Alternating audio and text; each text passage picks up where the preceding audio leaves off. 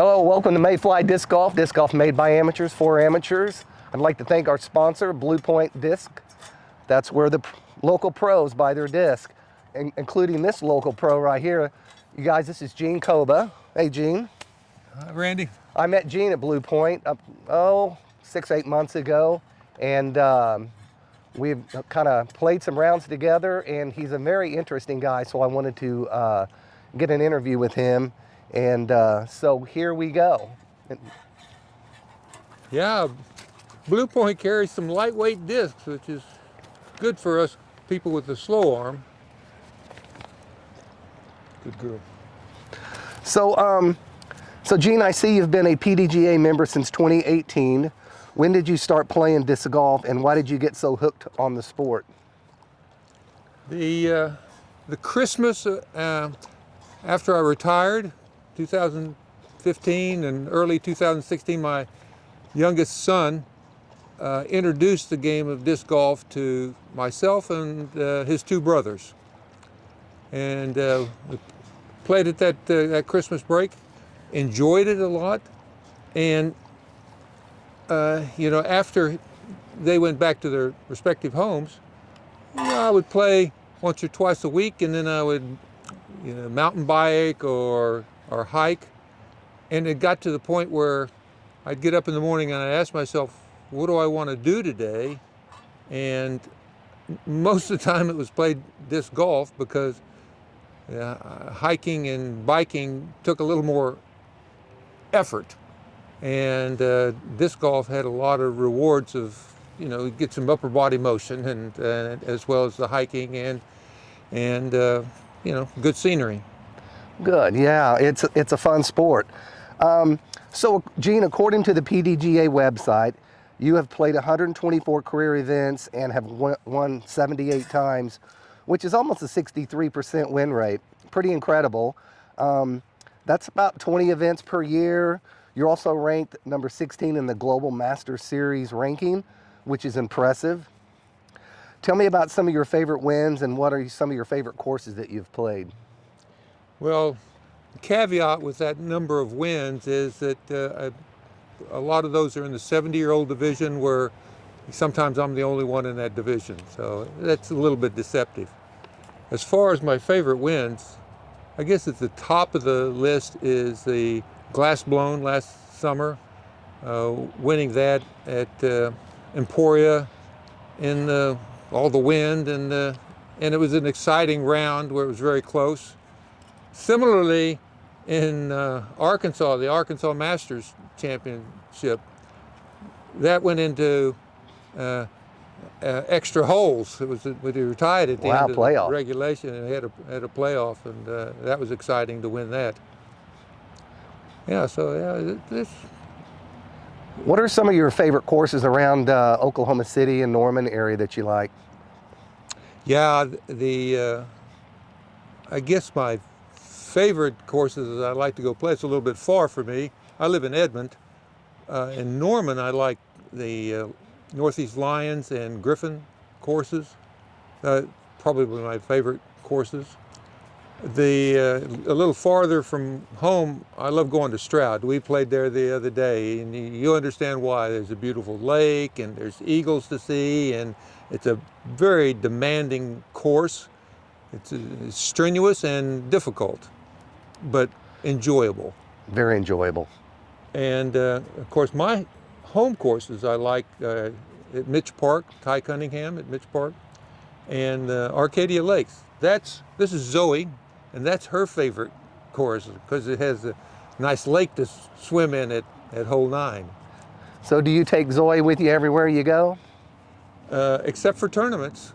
She goes with me, she makes all the rounds with me at the different courses. And so how long's Zoe been with you? She's been with me for a little over 4 years. Oh. Yeah. So she's sweet and adorable. She's a good girl.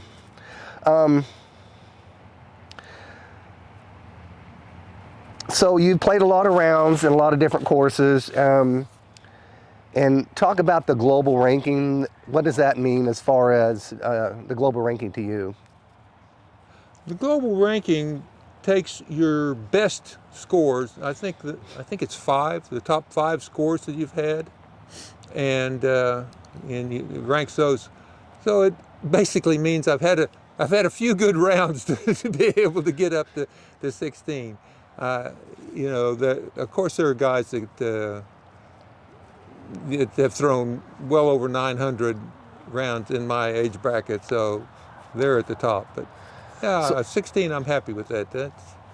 So how many different courses have you played, and how many different rounds have you played? So that's something I like to keep track of. I enjoy playing different courses when I travel, and I use UDisc to keep track of them. I'm at 532, which puts me in a 5th place position globally on UDisc. For the most courses. Different courses played and recorded on UDisc. And then if you go to I said 5th, 45th on that. Then on number of rounds, I'm at 3,200 or 3,400, I guess it is. And I'm 5th place there globally. So, when it comes to data entry, I'm pretty good. Wow, yeah. It is interesting. Is there any place on your bucket list that you want to go play as far as a course that you haven't played? Off the top of my head, a single course doesn't come to mind, but I'd like to play a course in every state. I haven't done that yet. I've got a lot of states, but haven't got Alaska and Hawaii yet for sure.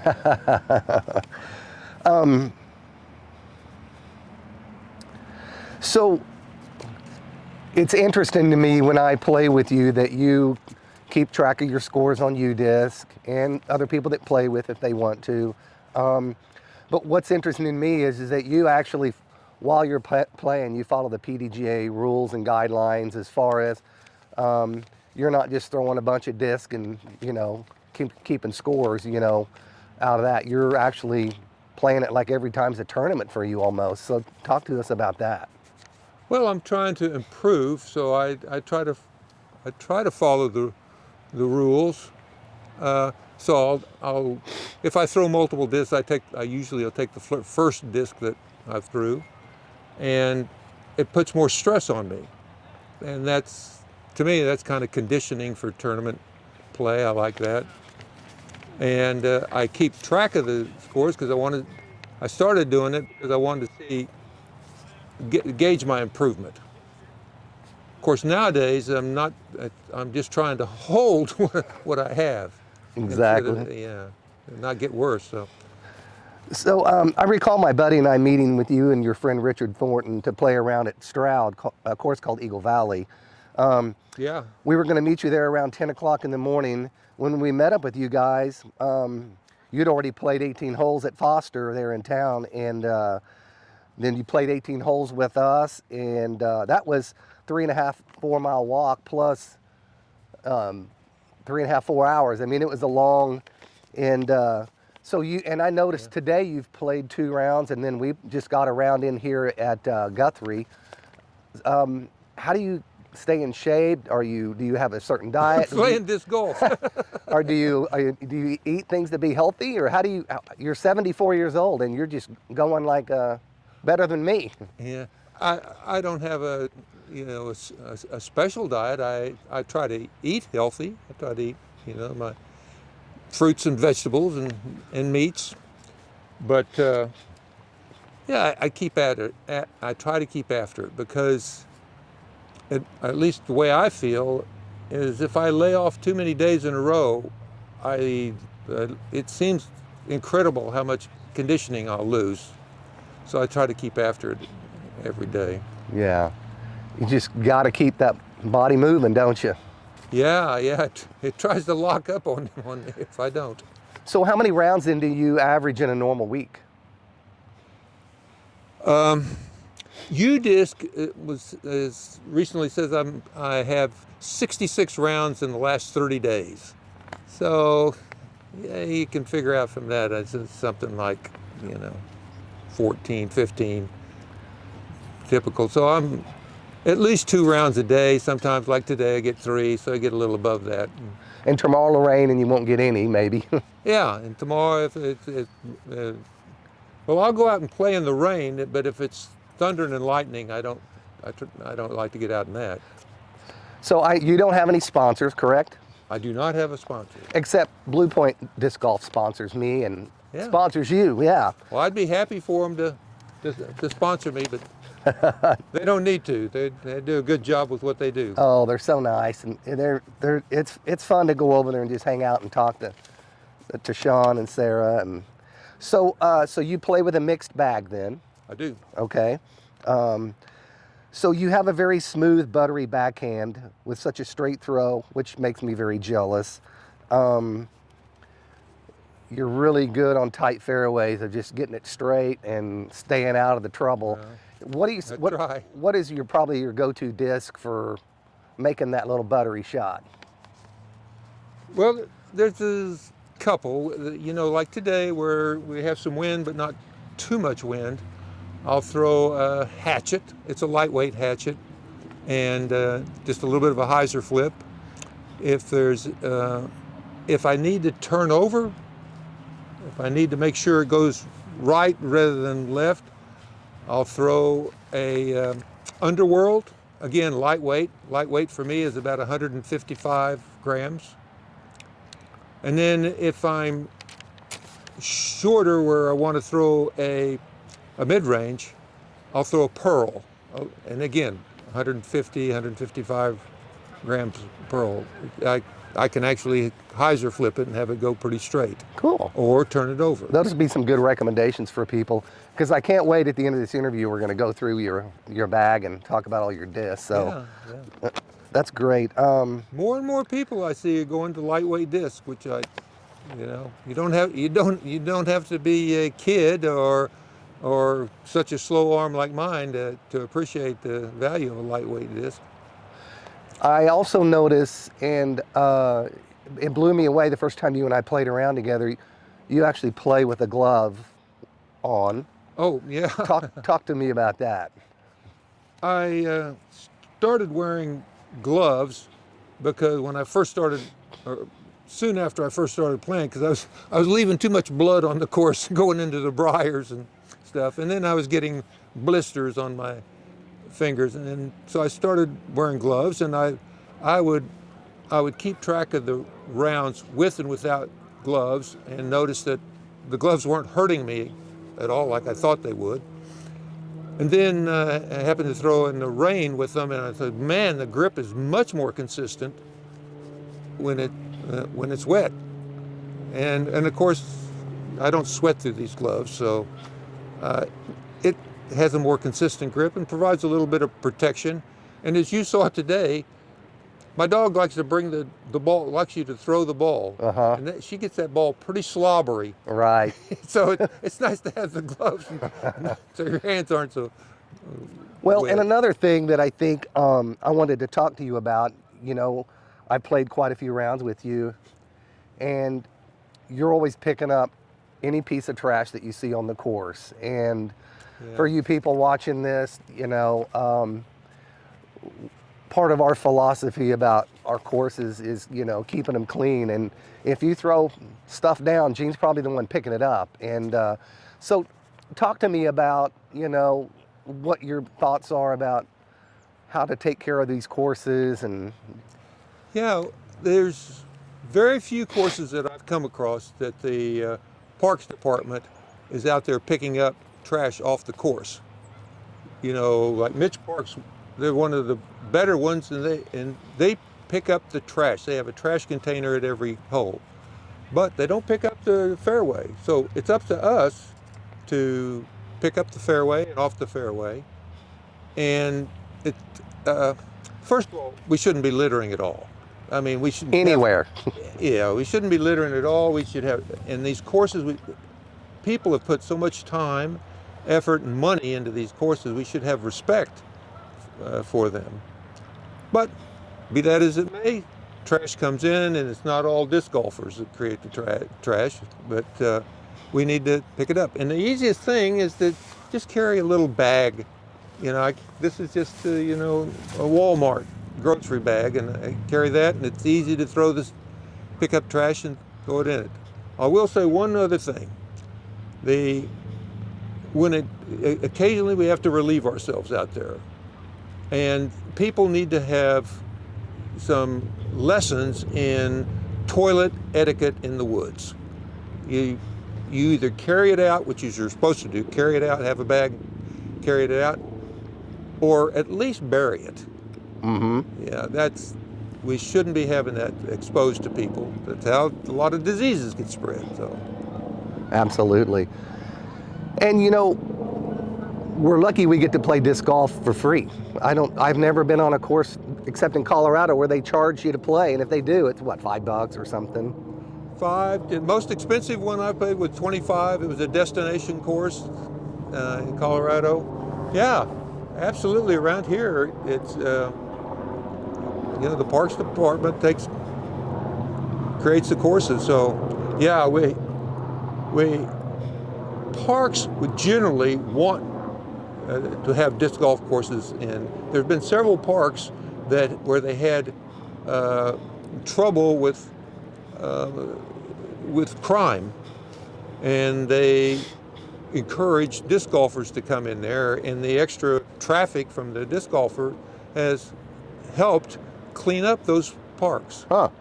So, we kind of have a good reputation when it comes to that. We just need to make sure we clean up the courses and take care of the courses so we maintain that sort of reputation, and parks will continue to want to have the disc golf courses there and expand them to other parks. Absolutely, I agree. So, anything that you want to talk about your family? And I know you have a couple of sons, and yeah, maybe give a shout out to them. Yeah, my boys. One of the things that motivated me about the disc golf is just it is something that I can do with my boys. Some of the activities that they do, like mountain climbing, I'm not going to do that. And even hiking is a little bit more difficult, too strenuous for me now. But disc golf is still something I can do with them, so that's a big motivation for me. I really enjoy playing with them. Yeah.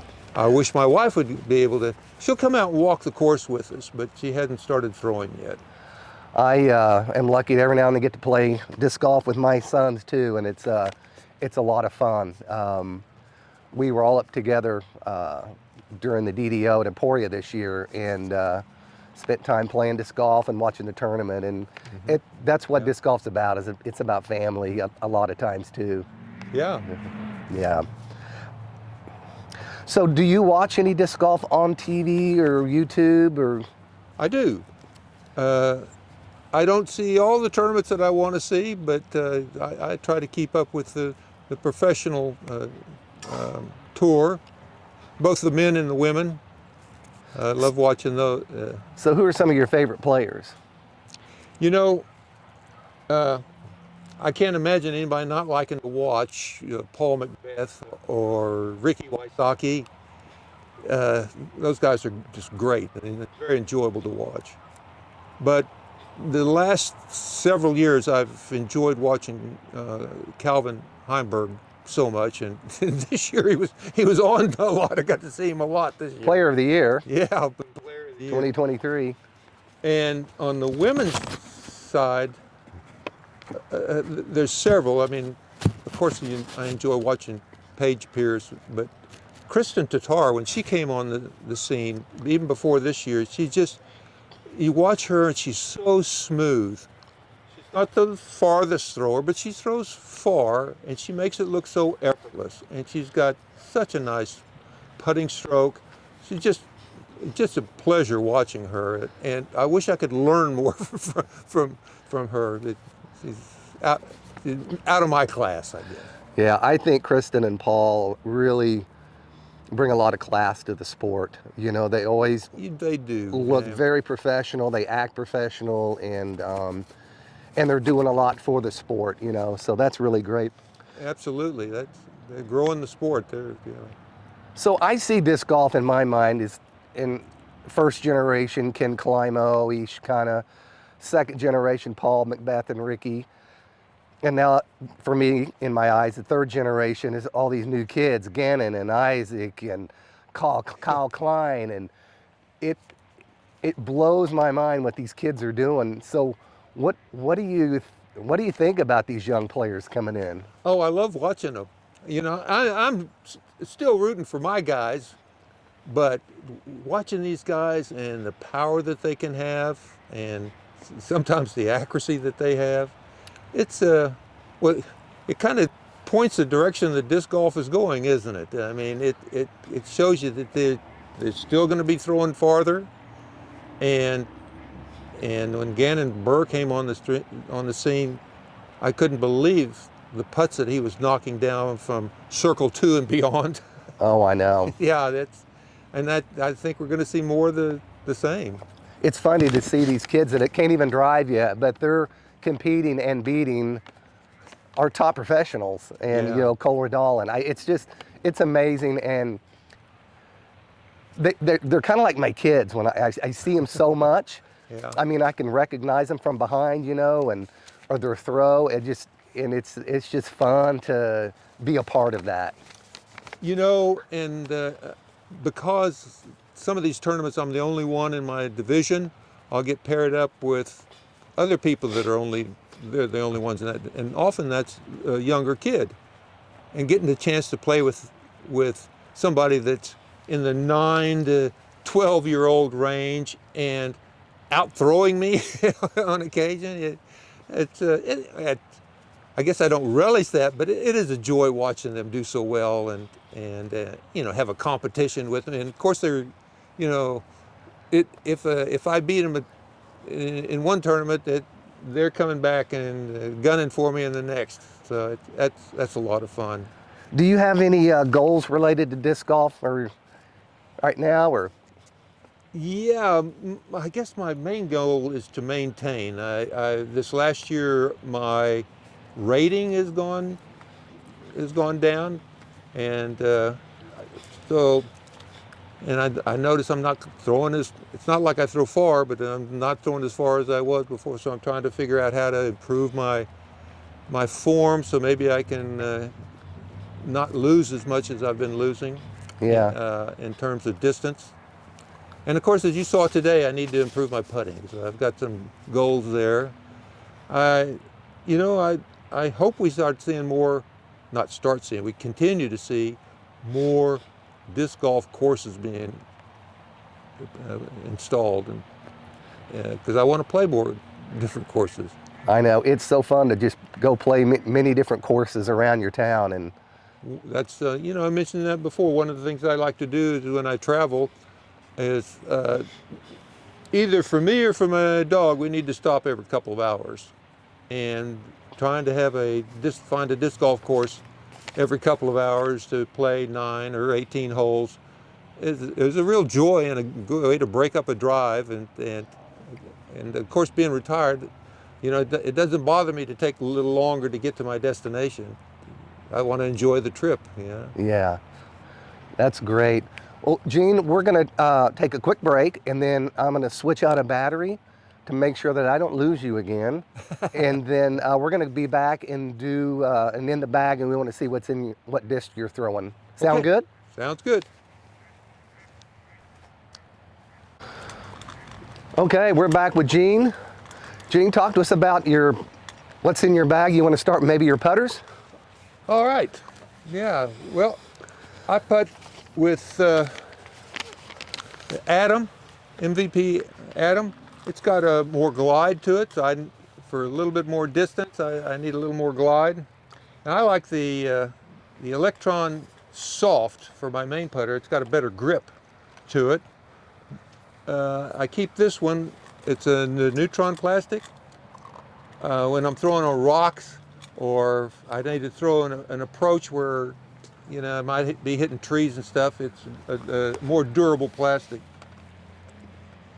Then sometimes, because as you saw today, I don't have a strong putting from, you know, the circle's edge or circle 2, I'll putt with my mid-range. And I'll putt with the Pearl, 150 grams. I talked about it before, very understable disc, but it doesn't take much effort to get some pretty good glide out of it, get some distance. If I need to throw harder from a distance, I throw the uplink. It's understable as well. This is 179 grams. Those are really good discs for me. Then for more stability in the wind, I have the Atlas. It's 5501, so it's gonna generally fade unless there's a big wind. If there's more wind, or I need, for whatever reason, I need more fade, I'll throw the Lion. It's 5402. And then if I really need it to hook up, I'll throw a Cayman. It's 5204. So it's going to fade. And if I need more than the Cayman, I'll throw the Justice. It's a 5-speed. It's like, I don't remember what the glide is, but not much. And the turn, instead of being negative, it's positive 1, and then the fade is 4. So this thing really wants to fade hard. So it's good for hook shots. And, yeah. And what's that special green disc you got in there? Oh yeah, that is a special disc. Good friend of mine gave this to Zoe. This is her disc. I throw rollers to her. She doesn't catch these hard discs in the air, but she likes to chase rollers. Rollers and sticks and balls, about anything you want to throw for. Yeah, she's a fetcher. Yeah. Then when I get in the fairway, I throw mostly fairway drivers. High-speed drivers, I only have really one. So I carry a bunch of different 7-speed. This is a Underworld. I carry a couple of those. This is lightweight. This is heavyweight. I can turn it over. This one will go pretty straight. Then I carry a Maul. It's even though it's 7.7 -2, I get a little more distance. It's a -2 and 1. So usually I don't turn this over unless it's throwing against the wind or something. Mm-hmm. And then the River's 7.7 -1.1, so it's just a little more stable. So, I throw slow enough that I have to use different discs to do what I want, or else I'm having to try to put a lot of angle on it. This is just a heavier river. So I have a lightweight river and a heavier river. Then this is a Maverick, 7.4 -1.2. This particular disc, it doesn't like to turn over, at least in my arm, and it doesn't fade really hard. So, but it doesn't go as far as the river. Then I throw an Instinct when I need some more stability. This is 7.502. So I think it's maybe a little more stable than the T-Bird, but pretty similar. And then Evader, this thing is pretty stable, at least for me. It's 7.402.5 is there, but it's a nice, and it's good for skip shots. So it's going to hook up and skip for you. And then getting a little bit, I'll throw a T-Bird 3. This one's a 152 gram. I took it out of my bag, but I usually carry, especially if there's more wind, I'll carry a heavier 173 gram T-Bird 3. Then this is my Hatchet. It's a 9-speed, 6-glide, -2.1.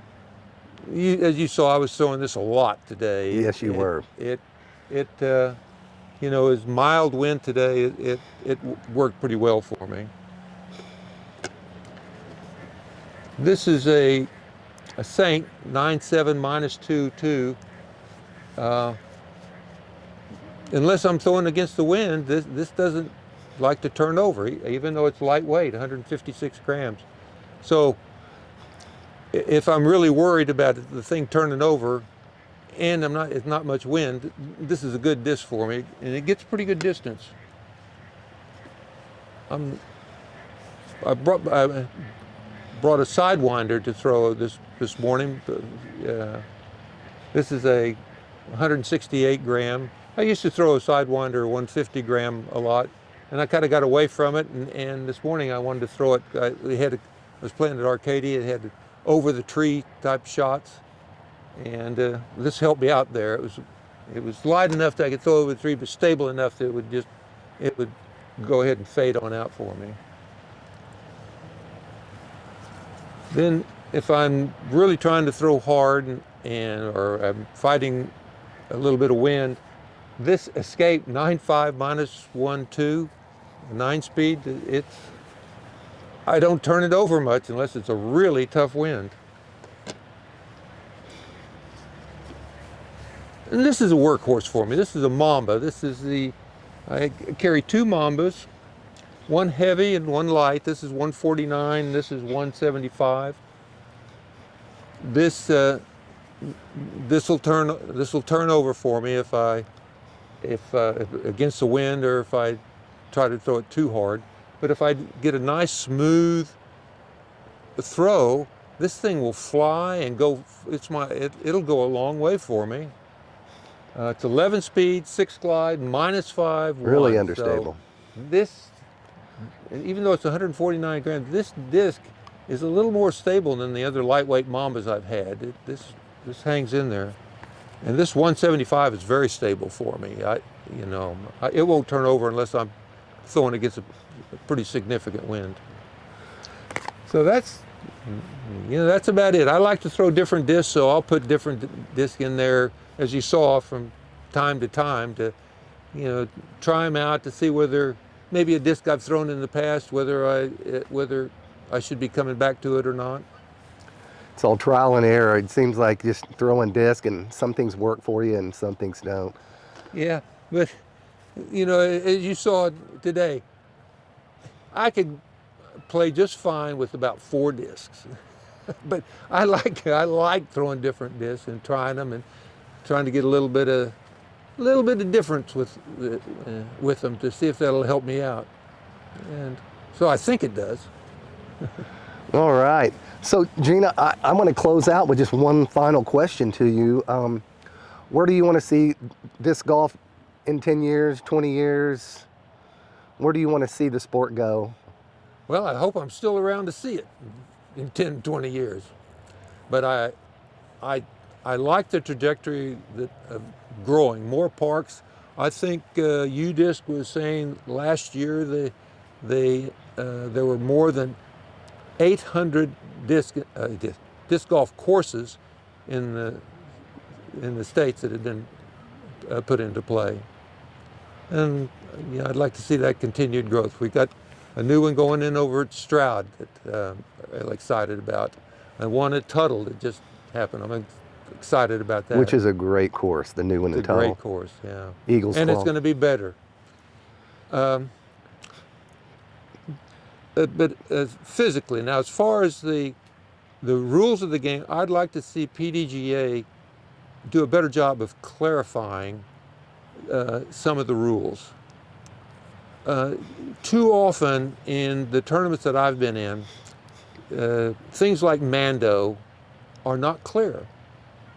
And because if you have a Mando pole or a Mando tree, you don't miss the Mando until you pass through the Mando plane.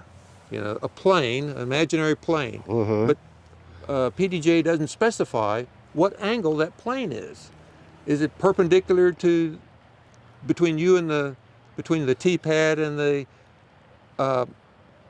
Mando, or between the tee pad and the basket, or is it parallel? It could be either. Now, what PDGA does say is the tournament director will decide that. I've played a lot of tournaments, and very few specify where the Mando plane is. If it's a single Mando. If it's a double Mando, it's no problem. Mm-hmm. So that needs to be. I ran into that problem in the last tournament I was in last weekend. It was just, and it shouldn't have been. It shouldn't have been a problem. The other thing about the PDGA is when you're in a tournament and you're using the PDGA app, which is a very good app, I'd like to see them put the rules, link the rules to that app, and have a good search engine. The search engine, the PDGA search engine, I think is terrible. I hardly can use it anymore. I just go to Google and Google the problem that I'm looking for, and I have a better success rate doing that than going to the PDGA and going to the rule book. Now, UDisc has the rule book, and they have a better search engine, but when you're in a tournament, you really don't want to be going between, or at least I don't want to be going between different apps. I'd like to stick with the one app and try to preserve my battery. Yeah, and it kills time on the course when you're having to research rules. If it should be clear. At least you'd be able to find it if you need it. So what do you think about marshals, and what do you think about players marshaling each other, governing each other during the tournament? I see all the time on TV, even the pros, they'll do something, but people don't call it on them because that's their buddy, or that's, so talk to us about that.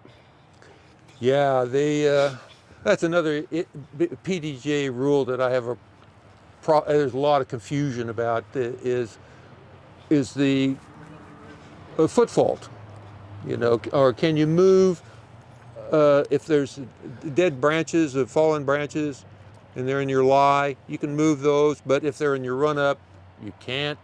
And I was in the same tournament last weekend. They were moving a dead tree that had fallen, and the guy's disc was under it. And you just laugh about it because they were in a different division than mine, and the two guys in that division were handling it themselves. So I don't have a problem with that. But I do wish PDGA would make these rules a lot clearer and be more specific about them. And if the tournament director needs to override them, fine. If not, at least we have a default to go by. Let's end with maybe just talking a little bit about casual play, because there's a lot of people like myself. I don't play tournaments. I get together with my buddies and we're just going to have fun, and we throw a bunch of discs, and just encouraging people to get out there and have fun with it. It doesn't have to be following the rules. When you're just casual play, you're just enjoying yourself. Oh, the rules are whatever you make them. Yeah. Yeah, it's you wouldn't be the only one that would change the rules to, adapt the rules to your casual play. Whether you're doing multiple discs or doing different throws or throwing with the offhand, or all sorts of stuff you can do to make the game more interesting for you. What some of my friends did for me when I was starting was to point out what the rules were. And if in the casual game, they knew I was interested in the rules, and if I had an infraction, they would point it out to me, but it wasn't anything we counted. I didn't take a stroke penalty or anything like that. But I appreciated that. Mm-hmm. And that helped me a lot. So I try to do that. I hope that it's not, you can tell me after we finish here whether it's bothersome. I just want people to know the rules, and whether they go by them on the casual round or not is inconsequential to me. Just so they'll know if they go into a tournament what to expect. Absolutely. For me, it's getting people to start playing the game. It's kind of difficult on some of these courses when you very first start playing, because you can't throw 300 feet, 400 feet, and you can't make 20-foot putts. So, making it fun, like you said, maybe letting somebody move up further for their throw. No, that's what happened to me. My boys would let me move up further. When I didn't want to do that, they'd say, "Okay, we'll just spot you this many strokes." Uh-huh. So that we adapted it to our to make it more competitive, I guess. And that's one of the beauties about disc golf. You can bend it a whole lot of different ways to have fun in your casual rounds. Oh yeah, it's fun to just make up things and have fun. So, okay, well, thank you again, Gene. Oh yeah. Appreciate you coming by and seeing MayFly Disc Golf and having an interview with us. And My pleasure. I hope you all enjoy this. Like, subscribe, ring bells. Is that what they do? Ring bells or whatever. The you do. notification bells. Notification bells. When he puts out a new issues, another interview, you'll get notified. That's right. So thank you all for coming, and I hope you enjoyed this. Give us some comments and some feedback, and if you want to have me do a commentary for some of you all, or also shoot one of your rounds, be happy to come do it. So with that, peace out.